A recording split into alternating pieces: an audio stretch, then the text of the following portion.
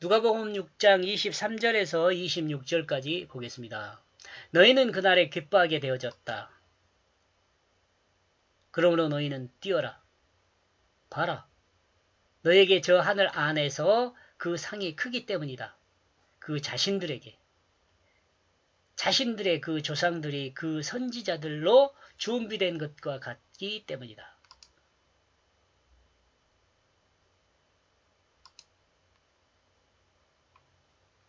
우리 개혁 성경의 그 번역된 내용으로 읽으면 쉽죠.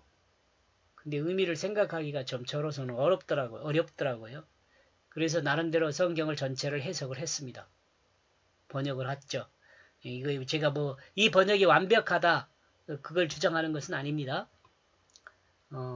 나름대로 성경을 읽는데 제 방법으로 읽은 거죠. 주님의 제자가 되어 진리에 줄이고 진리를 행함으로 핍박을 받는 자는 영원한 하나님 나라의 그 큰 상을 바라보며 기뻐하고 뛰어라고 명령어로 돼 있더라고요. 명령어로. 이 바라도 명령어거든요. 제가 이 따옴표를 붙이는 것은 다 명령어입니다. 기뻐하고 뛰는 사람의 조상들이 그 자신들에게 선지자로 미리 말씀하셨기 때문에 그렇습니다. 선지자를 통해서 말씀하셨던 그 기쁨이 있는 거죠. 근데 가장 큰 기쁨은 뭐냐면 생명입니다. 생명. 우리가 흔히 복음이라고 이야기하는 생명력.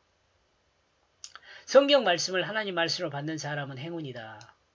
성경을 하나님 뜻으로 이해한 사람은 행운이다. 우리가 행운이 없는 사람도 생각해 볼 수 있죠. 성경 말씀을 하나님 말씀을 안 받는 사람은 불행이죠. 이해하시겠어요? 이해보다는 공감하시는가가 문제군요. 성경을 하나님 뜻으로 이해한 사람은 행운이라고 했을 때 성경을 자기 마음대로 해석한 사람은 불행이죠. 공감하시죠?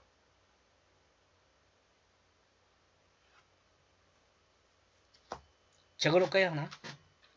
이와 반대는 행이다. 그죠? 여러분 다 행운에 있기를 주님의 이름으로 축원합니다. 불행에서 멀어지기를 주님의 이름으로 축원합니다. 그러나 너에겐 화로다. 이 부유한 자들. 왜냐하면 너희의 그 위로를 가지고 있기 때문이다.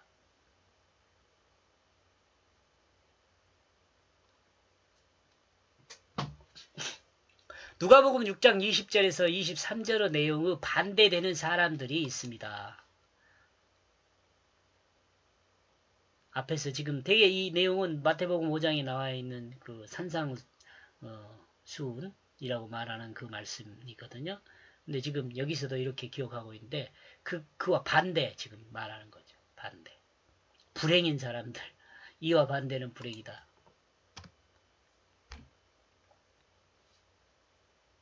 자기 마음에 옳은 대로 생각하고 옳은 대로 사는 사람들입니다.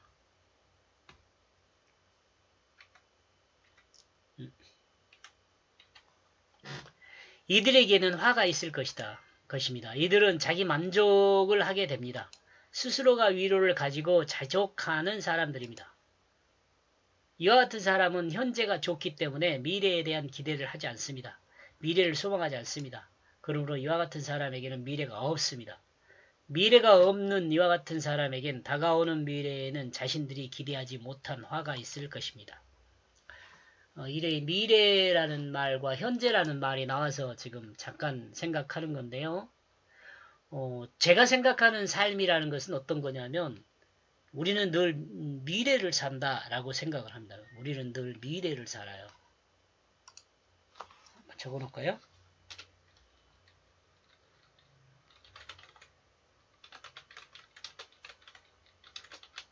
미래를 살아가죠.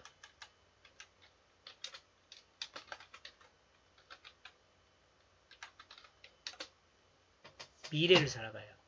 과거에도 미래를 위해 살았었고요. 현재도 미래를 위해 살아요. 그런데 그리스도인 사람에게 그 행운인 것은 하나님이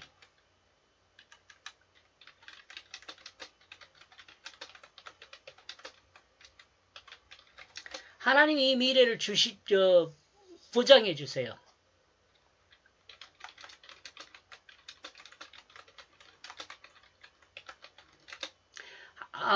미래를 보장, 예수를 믿는 그 믿음의 근거에서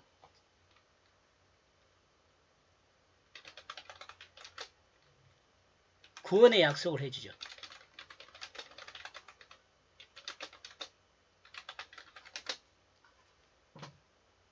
그러니까 지금 현재 제가 좀 힘들고 어려울지라도 인내할 수 있는 것은 뭐예요? 하나님께서 보장해 주신 그 미래죠.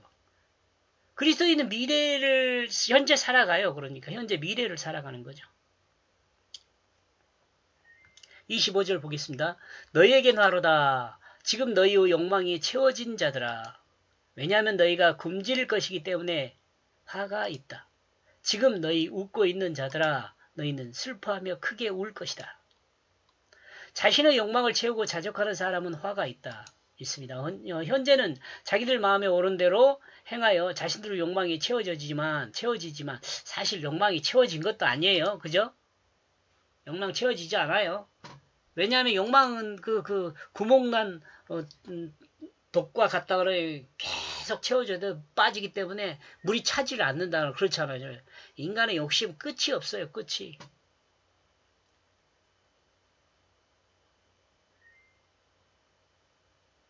다가오는 이제 영원한 미래가 왔을 때는 그 사람들은 그 욕망 채우지도 못했으니까 어차피 불행한 거예요. 근데 미래를 바라보고 꾸준히 채워가는 사람은 어때요? 행운이죠. 하나님 나라가 임하면 자신들의 헛되고 거짓된 욕망이 드러나 굶주리게 될 것이기 때문에 그렇습니다. 현재의 욕망이 채워져 기쁨으로 웃고 있지만 현재 채워진 욕망이 거짓으로 드러난다는 거죠. 그러므로 슬픔을 당하게 될 것입니다. 그러므로 통곡하게 될 것입니다. 26절 화가 있다. 모든 사람들이 언제나 너희를 칭찬하면 왜냐하면 그 자신들의 그 조상들이 그 거짓 선지자들에게 그 자신들이 그와 같이 행할 거짓 선지자들이 잘못된 사람들한테 칭찬을 많이 했다는 거예요. 세속의 거짓에 속한 사람들의 거짓 칭찬을 받고 있는 자들은 자신들의 거짓과 그 거짓 칭찬이 드러날 때 당황한 화가 황당한 화가 임하게 된다는 거예요. 이 황당한 화라고 표현한 거 뭐냐면은 거짓은 없는 거라니까. 없는 것을 있는 것처럼 말하는 거잖아요. 또 있는 것을 없는 것처럼 말하는 거니까. 거짓은 존재와 반대되는 말이에요. 존재와 반대되는 말. 우리 진실은 존재이지만 있는 것이지만 거짓은 없는 것입니다. 그러니까 나와 여러분이 이 땅을 살아가면서 정말 기쁘고 행운의 삶을 사는 것은 있는 것을 바라보고 살아가야 돼요. 이 진실을 바라보고 살아가야 한다는 거죠. 진실. 참 그리스도인은 사람에게 칭찬을 받기보다는 하나님의 칭찬을 받는 사람이 되기를 원하죠. 여러분 그렇잖아요. 나와 여러분은요. 사람에게 칭찬받는 거 별로 그렇게 좋은 거 아니에요. 하나님께 칭찬받는 것은 사람에게 칭찬받는 것을 초월하잖아요. 어떤 사람이 그런 이야기 했잖아요. 유시민 씨가 그런 이야기 하더라고요. 어떤 책을 인용해가지고. 모든 사람에게 칭찬받는 것은 좋은 것이 아니다. 왜 그러죠? 그 모든 사람이 다 선한 사람은 아니니까. 그 중에 악한 사람도 있단 말이에요. 그 말 맞잖아요. 왜냐하면 그리스도인은 사람 앞에 서 있는 것이 아니라 하나님 앞에 서 있습니다. 나와 여러분은요. 하나님 앞에 서 있어요. 여러분 하나님 앞에 서 있다는 것이 좀 어려우면은요. 늘 그리스도인은 어디 앞에 서 있어요? 진실 앞에 서 있어야 돼요. 하나 적어놓읍시다. 그리스도인은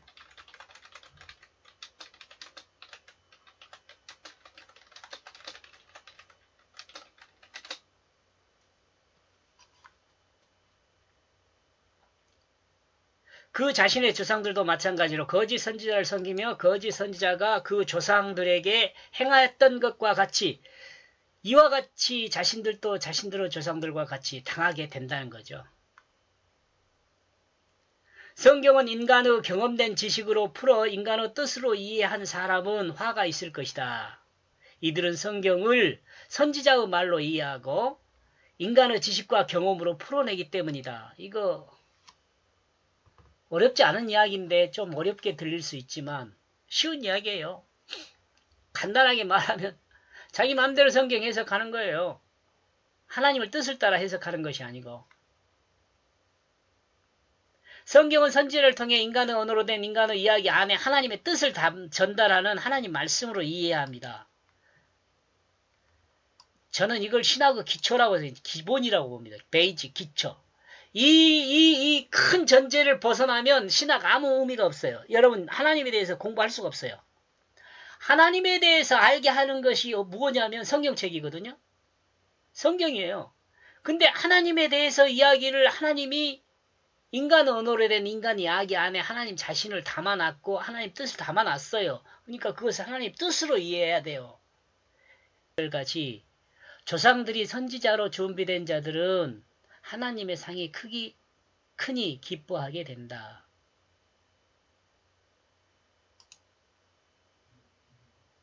이 말도 그냥 한 문장으로 그렇구나가 아니고 한 단어 한 단어 또 연결시켜서 이해해야 이거 알 수 있어요. 그냥 알 수 있는 단어는 아니에요.